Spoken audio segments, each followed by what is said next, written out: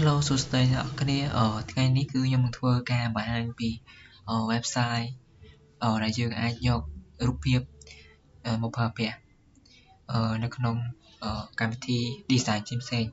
អញ្ចឹងwebsite ដែលខ្ញុំបង្ហាញគឺមានចំនួន5ដែលជា website ល្អៗដែលយើងអាចយករូបភាពទាំងអស់ហ្នឹងមក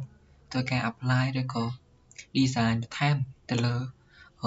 ការ design របស់យើងអញ្ចឹងមុននឹងចូលទៅកាន់វីដេអូរបស់យើងសូមឲ្យអ្នកនរគ្នាជួយចុច Subscribe ឬក៏ចុច Like ម្នាក់មួយផងដែរអូខេអញ្ចឹងសម្រាប់ website ដែលយើងមកប្រាប់ថ្ងៃនេះគឺទី1គឺ freepik.com អូខេអញ្ចឹងអ្នកនរគ្នាអាច search មកក្នុង Google ឬក៏ browser ណាមួយក៏បានដែរយើង search freepik មកតែមកយើងចូលwebsite ហ្នឹងហើយអ្នកនរគ្នាអូខេចាំតិច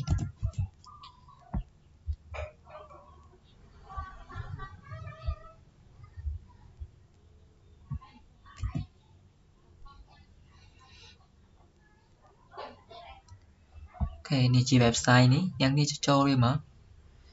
នេះគឺវាមានរូបភាពវាមាន template ស្អាតៗដែលយើងអាចយកគំរូតាមឬក៏ច្នៃបន្ថែមទៀតដើម្បីឲ្យការ design របស់យើងហ្នឹងមានសោភ័ណភាពផងដែរនេះជា website ទី1អ្នកនេះអាចចុចចូលទៅមើលទៅស្រាប់តែអត់ដឹងបាទមិនសិនជាគាត់ដឹងហើយក៏បាទន័យដែរអញ្ចឹងនេះជា website ទី1អញ្ចឹងអ្នកនេះអាចចូលមកមើលទៅបើសិនជាអ្នកនេះអត់ចូលមើលអ្នក sign in អញ្ចឹងទៅ log in ដើម្បីអាចប្រើប្រាស់បន្ថែមទៀតបាទ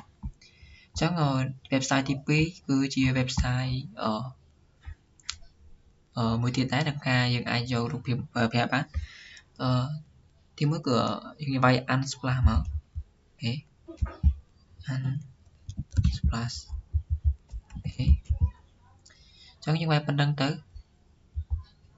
យ៉ា load អូខេនេះជា website ទី2អ្នកនេះអាចយកមករូបភាពមកប្រើប្រាស់បានជា website នេះ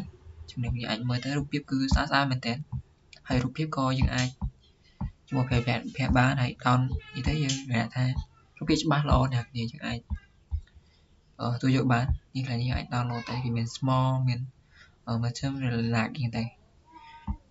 ហើយរូបភាពដែលច្បាស់ទៅវារៀងធំនេះទៅធំអញ្ចឹងអ្នកនេះអាចយកមកប្រើប្រាស់បានអញ្ចឹង website ទី3ដែលយើងមកបង្ហាញនេះគឺpixel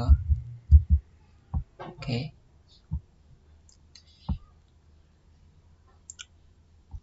នេះអូខេនេះជា website អ្នកអាចចូលមកប្រើប្រាស់បានក្នុងការ design វាមានរូបភាពច្រើនអ្នកគ្នាអូខេអញ្ចឹងអ្នកគ្នាអាចចូលមកមើលទៅបាទអូខេចេញពី website ទី3អញ្ចឹងយកចំពោះ website ទី4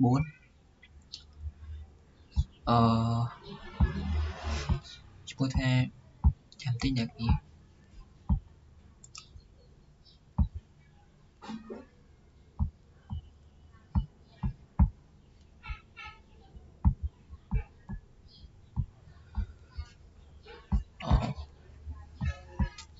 Pixabay អូខេ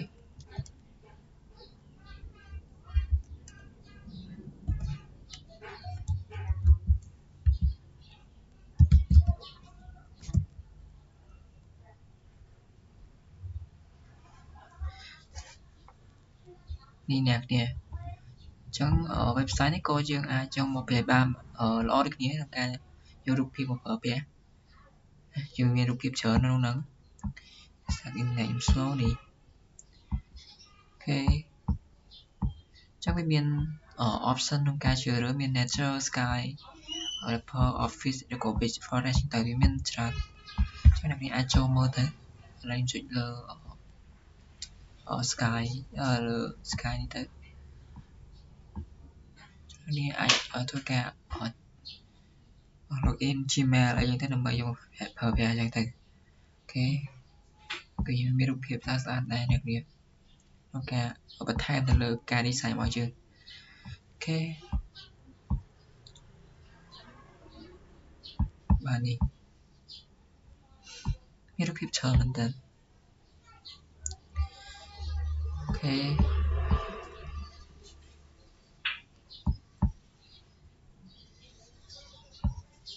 គេចំពោះ website មួយទៀតគឺ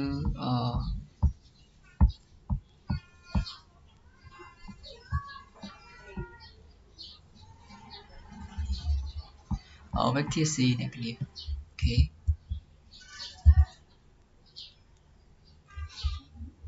ចាំតិច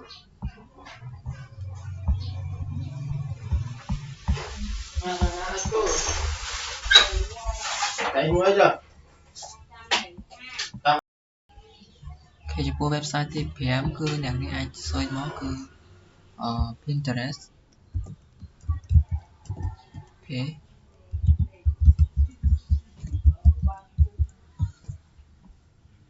អូខេwebsite នេះក៏យើងអាចធ្វើការយករូបភាពមកប្រើប្រាស់បានគ្នាអ្នកគ្នាអញ្ចឹងមានរូបភាពច្រើនក្នុងការប្រើប្រាស់អញ្ចឹងនេះអាច log in ទៅចាំតិចអ្នកគ្នាអូខេនេះដោយសារយើងជាការ log in អញ្ចឹងយើងអាច log in ទៅហើយតែមានរូបភាពច្រើនអ្នកគ្នាអាចមើលទៅអញ្ចឹងវីដេអូរបស់ខ្ញុំមានតែប៉ុណ្្នឹងទេអ្នកគ្នាអញ្ចឹង website ចំនួន5ដែលយើងមកព្រាប្រាភាគថ្ងៃនេះគឺទី1គឺ free free page ទី2គឺ Unflash ទី3គឺ Pixar ទី4គឺ Pixabay ហើយទី5គឺ Pinterest អូខេអញ្ចឹងវីដេអូរបស់ខ្ញុំមានតែប៉ុណ្្នឹងអរគុណសម្រាប់ការទស្សនា